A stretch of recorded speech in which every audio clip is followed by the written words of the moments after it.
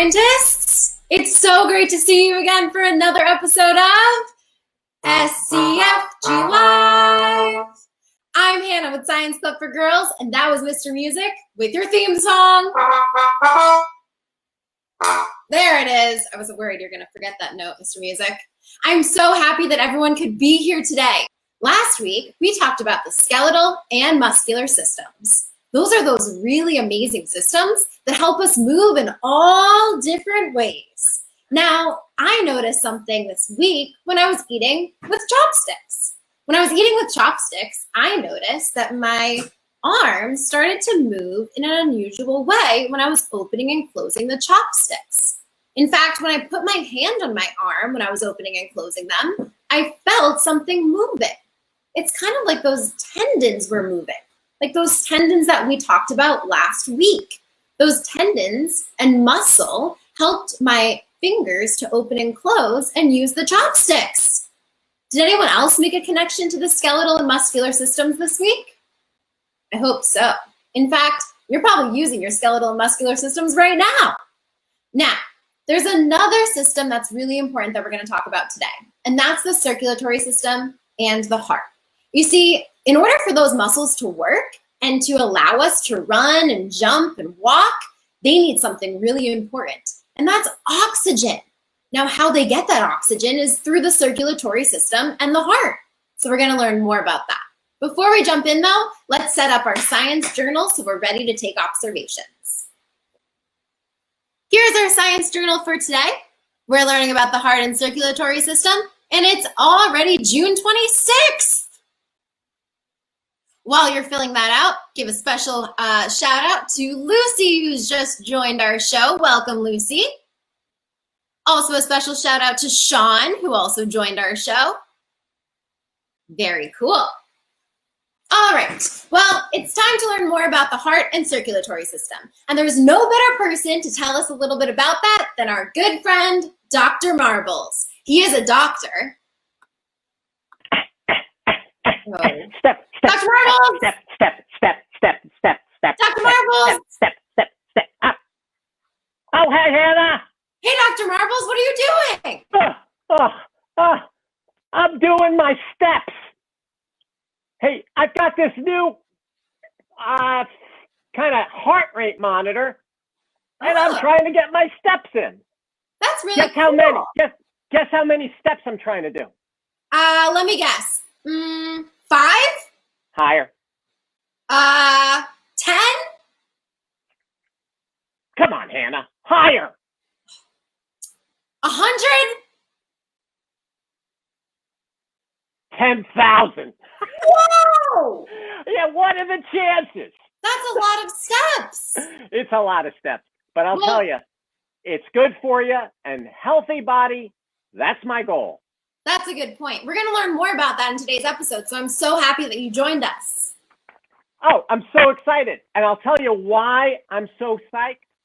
Because we're talking about the heart. Exactly. It's one of my favorite organs. It's so important. We're talking about the heart and the circulatory system. And Dr. Marbles, do you mind telling us a little bit about what those systems do, what the heart does? I'd love to. I'll tell you why I love the heart so much. Love the heart. Well, I love it so much because it's so important to everything we do. It pushes and it brings blood all the way around the body. And when it does that, the blood carries oxygen. And just like you said, Hannah, oxygen is so important for everything we do because all of the organs in our body, they need oxygen. And you know what? They also need to get rid of waste and other products, and the heart pumps the blood all over. So how does it do this? I'm glad you asked. One word. Pump. The heart's a pump. Like a water pump or a bike pump? Yep, kind of. Cool. And so the heart pumps blood through the circulatory system. And you know what the circulatory system is like? What is it like? Oh, there it is. Roads. Yeah, it's like roads around the body. And you can see here that there are cars going in one direction or they're going in another direction. Either they're going towards the body or away from the body back to the heart. And actually, these roads can come together. And we see things like this out on the highways. And this looks, Hannah, a lot like how the heart works. These blood vessels come back to the heart. And if you open the heart and you take a look inside, what you'll find is that there are chambers. There are containers within the heart. The right side of the heart, in blue, is where the blood comes back and heads over to the lungs to get oxygen. You know what, Hannah? Some people call the lungs the oxygenator. Cool, because they provide the blood with oxygen. Yep. Wow. And when they're done, they go back to the heart, the red side, over on the left, and that heart rears back and pumps the blood out to the body. Cool. So all of the tissues and the organs can get oxygen, the nutrients they need, and they can make us run. That's awesome. Oh, it's amazing. Well, hey, yeah. You know what, Hannah? What might be helpful is if you have sometimes you have these demonstrations or experiments. Let's try one. Okay, let's try it. Awesome. All right, so we're going to demonstrate how the heart works. Sometimes it's a little confusing to understand, so we're going to use something as simple as water bottles. For this demonstration, you're going to need 3 water bottles, some water, some bendy straws, some Play-Doh,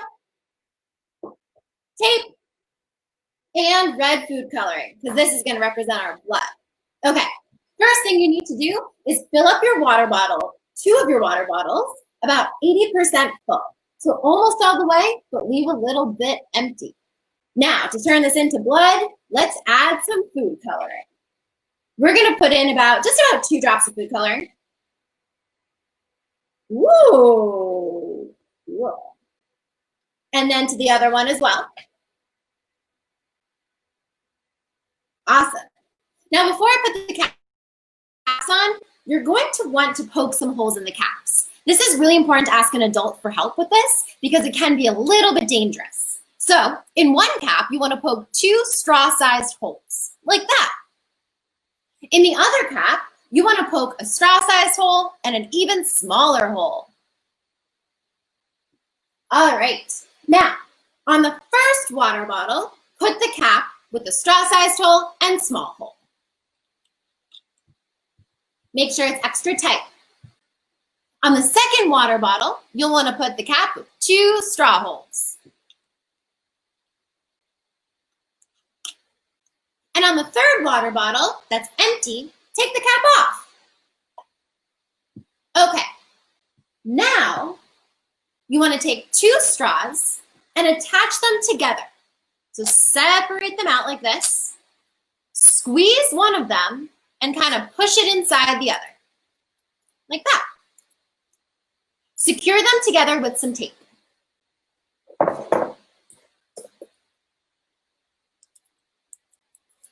All right, just like that. Now, stick one of your straws into the first water bottle. In the second water bottle, stick the other side of the straw. Nice. Now you'll want to do this again with 2 more straws. Stick them together like so, and put them in the other hole. Like that. And this one goes into the empty water bottle. Nice. Now to make sure nothing escapes out, you want to use your Play-Doh to make sure the middle water bottle is nice and airtight.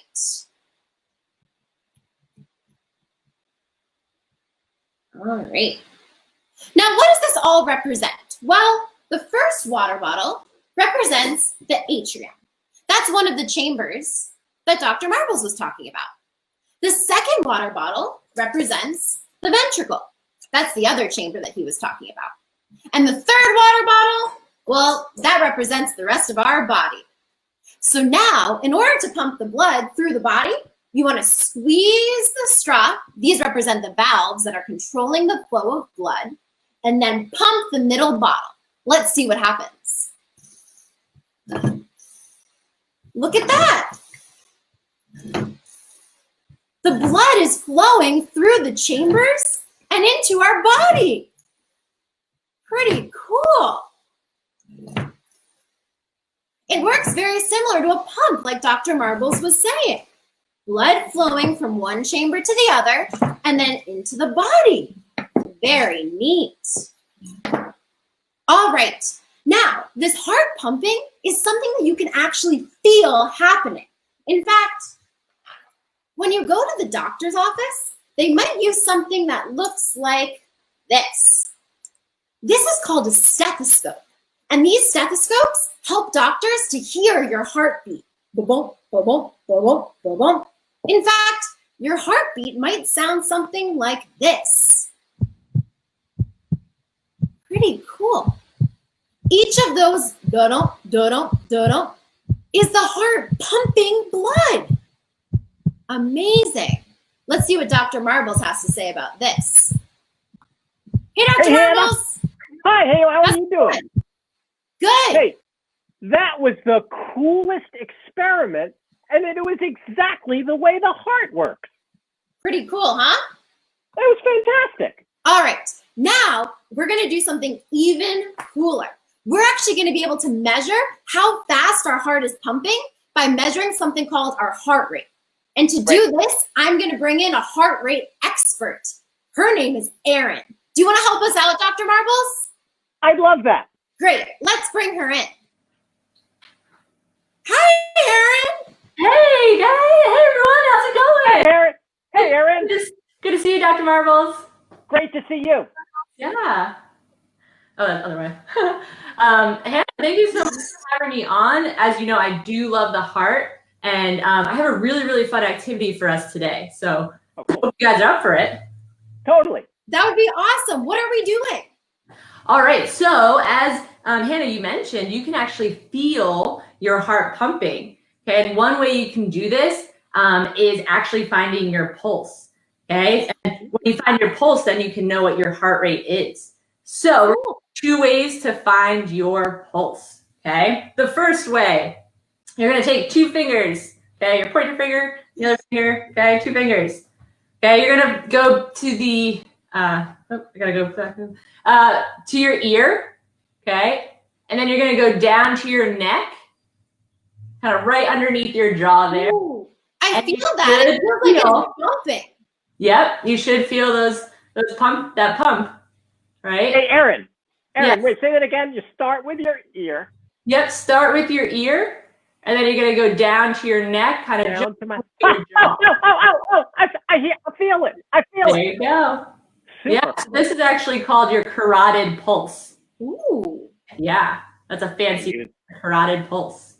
Hey, Erin. The second way to find your pulse, it's actually on your wrist. Oh my gosh, I can't. Your wrist, okay? So you're gonna take the same 2 fingers, and you're gonna go below your thumb, okay? And you're gonna place your 2 fingers there. So below your thumb, Ooh. wrist, obviously. Cool. I feel it. I feel it. This one's a little bit tougher to find, but you definitely can find it there as well. Hannah, do you feel it? I do, yeah. I definitely feel it more on my neck, so I think I'm going to use that one. Yeah, whichever one you feel comfortable using, and you can definitely find your pulse easy. Cool. Yeah, me too. Okay. So yeah, those are the 2 types of ways to find your pulse. And then that's a way that you find your heart rate. Awesome. Cool. So, Hey, can we Erin. do the activity? What's up? Hey, Erin, I have a quick question? question. Yeah. Why is it that when I feel on my neck, it feels a little stronger than when I feel on my wrist? Yeah, because that's actually an artery there. And that's where a lot of blood pumps to your body from, right? And it's a little bit closer to your heart as well. Wow. Okay, so that's why I Cool. feel a little bit And better. it feels bigger. Yes, definitely. Oh, that's cool. Yeah, so we're going to then move on to finding what's called our resting heart rate. Okay, and the resting heart rate is when you're awake but you're in a very relaxed state, right? You might be laying down on the couch, watching Netflix, so the resting heart rate. Don't fall asleep on us, Dr. Marbles. I'm just kidding. All right. So the way you find your resting heart rate is you're going to find your pulse again, however way you can. Okay. And we're going to time it for 10 seconds. So during this 10 seconds, you are going to try and count how many pumps you feel. Cool. Hannah, do you happen to have a timer that I do. Are you ready for it? I think so. All right. Everyone at home, join in too. Let's all find our resting heart rates. All righty. Make sure to It'll keep give us that a count. count. All right. Here we go. Here we go. Yep. Ready, set, and go.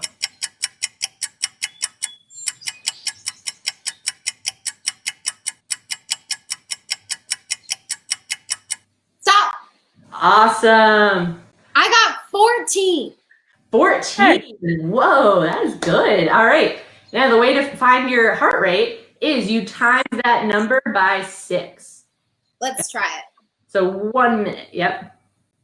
So times it by 6. 14 Mine was times. Hey, Erin, I need a calculator. Erin, mine was 20. 20. Wow. All right, let's see. 20 times 6.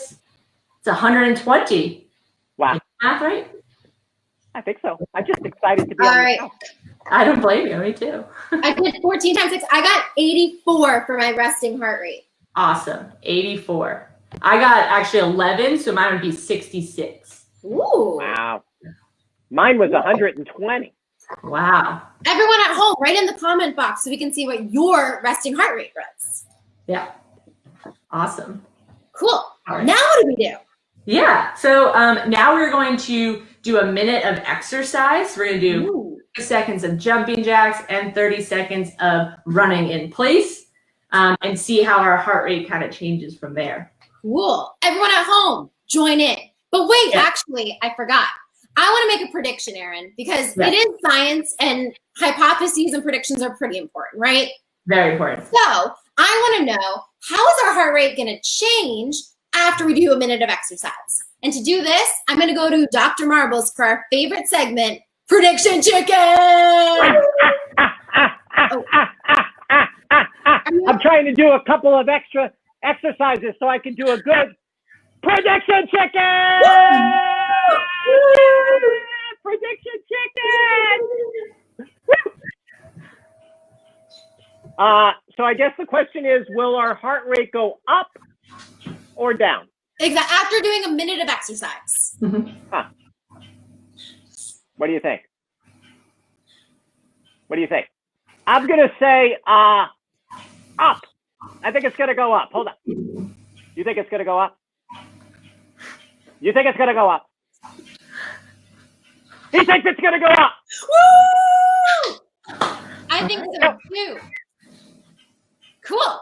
All right. Well, I also want to say that Cecilia did her resting heart rate, and her resting heart rate was 12 times 6, 72. So Cecilia, let's see if yours is higher than 72 or lower after doing this exercise. All right. Erin, will you lead us through?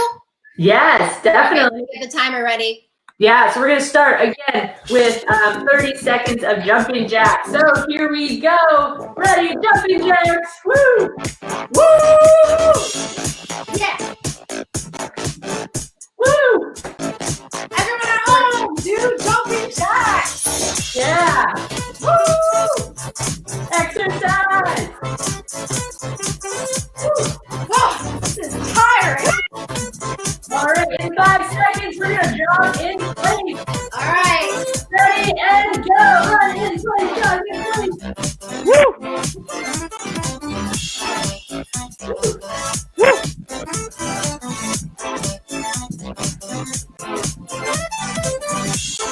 All right. How much longer? How much longer? Seconds left. Almost there. Oh, 5 seconds. 3, 2, 1. Oh my gosh. Good job, everyone. Woo. Okay. Now what do we do? All right, now we find that pulse. Remember, either the carotid pulse or your other pulse, the radial pulse.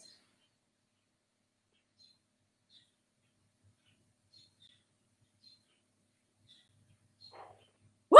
Okay. Woo. I got 20 on that one. Whoa, that is wow. All right. Okay, so now what do we do? Yep, times that number that you got by 6 to see All now right. what happens to your heart rate. Let's see. Hey, Hannah, can you do mine? I got 25. Okay, hold on. 20 Thanks. times 6 equals, okay, mine was 120. And what was yours, Dr. Marbles? 25 times 6, please. All right. 150. Wow. Whoa. Everyone at Not home, make sure you're in the comment section what your heart rate was. Yeah, and when you get that heart rate, definitely compare it to your resting heart rate. And see Aaron, look at that. wow, that's an So increase. my we take a resting nap? was 84, but my active was 120. All right. So what do you think after about your heart rate after you do the activity and the exercises? I noticed that it went way up. Yeah. So that must mean that my heart is pumping much faster when I'm doing exercises. Yep. Huh. I wonder why that is. Dr. Marbles, do you know why? Well, every time the heart pumps, it pumps blood and oxygen to the tissues and to the muscles that need it. So when you're exercising, Aaron, is it because the muscles need more oxygen? Yes, definitely. That also must be, I was going to say that also must be why when you run, you breathe more, right? Like you take more breaths to also get more oxygen. Yeah. That's definitely really cool. Well, super cool. Also, a fun reminder, you can do this with any exercise you want at home. So whatever exercise you want to do to get that heart rate up and see how it changes, awesome to do that. That's fantastic. Well, Aaron, thank you so much for coming on our show. It was so great to have you. And thank you for leading us through some awesome exercising. My pleasure. Thank you so much for having me. It's great to see everyone. Great to see you, Aaron. Bye, Dr. Marbles. Bye. Bye, Hannah. Cool. Well, it was great that we were able to raise our heart rate by doing some simple exercises. Totally. Very neat. Well, it looks like, Dr. Marbles, do you mind if I ask you a few questions? Because I know that you're a doctor. Sure. And it might actually help to hear a little bit more about your experience with the heart. Yeah. Cool. Well, okay. So I know that you work in a hospital with people and you help out with the heart, right? What exactly does a heart doctor do, and what are they even called in the first place? Well, as you can see, the heart has those 4 chambers. And so lots of things can happen that affect the way the blood flows through the heart. So doctors, you know what their names are? You know what they're called? They're called, it's a long name. Okay. I warned you. I'm ready. Cardiologist. Whoa. Yep. That's a big word. Yeah, and they specialize in taking care of the heart. And there could be cardiologists for kids, and there can be cardiologists for adults. Yeah. Everyone's got a heart, and everyone needs it taken care of. That's really cool. That's what they do. They specialize in understanding how the heart works, and they make sure that they keep it healthy. That's awesome. Well, speaking of which, why is it so important that we do exercise? What does exercise have to do with our hearts? 2 things. Great question. Number 1, you won't believe this. The heart is a muscle. Whoa. So like your muscles, the heart needs to be exercised. It needs to be nice and strong, just like your muscles do. And so when you exercise, you're strengthening your heart. You're making it easier for the heart to use oxygen and to pump. You're making a really strong pump. But the other thing you're doing is when you exercise, you're helping your muscles get really good at using oxygen. Ooh. So the whole system's better. Oh, amazing. So it's really So important cool. that we do exercise. Really important. Exercise and eat well and eat right. Awesome. Well, it was so cool. And breathe a lot of oxygen. Yes, exactly. Exactly. All right, Dr. Marbles, we'll come right back to you, okay? Fantastic. Cool. Well, it's so great to learn more about the heart and learn more about our circulatory system and how it helps us out and how it allows us to exercise. It's really important that we get exercise to make sure that we're practicing getting enough oxygen and helping our muscles to really develop. So I'm so glad that Aaron was able to come on the show and help us learn out more about that. So really cool. All right, let's go back to Dr. Marbles before we sign off. Hey, Dr. Marbles. Oh, hey, Hannah. Sorry. We're a little tangled there. Kind of. I was seeing whether I could use my stethoscope to listen to my brain. Listen to your brain? Yeah, I was curious. Because when I put the stethoscope over my chest, I can hear my heart. Oh. But it turns out nothing, couldn't hear anything. The brain's all quiet. Yeah, I think it's because when we listen to our heart, we're hearing that pumping, but our brain doesn't really pump like the heart does. Yeah, but it doesn't hurt to check. True. Science is all about experimenting and trying things out. So I appreciate that you did do that. Staying curious. Awesome. Well, Dr. Marbles, thank you so much for joining us today. It was great to learn more about the heart and always helpful to have your expertise on the show. Hannah, it was a pleasure. Awesome. Heartfelt pleasure. I love it. That's fantastic. Well, thank you, everyone. It's been another great episode of SCFG Live. If you're curious to learn more about Science Club for Girls and how you can support, you can always go to scienceclubforgirls.org to learn more and support. Thanks, everyone. We'll see you next week. Bye, scientists.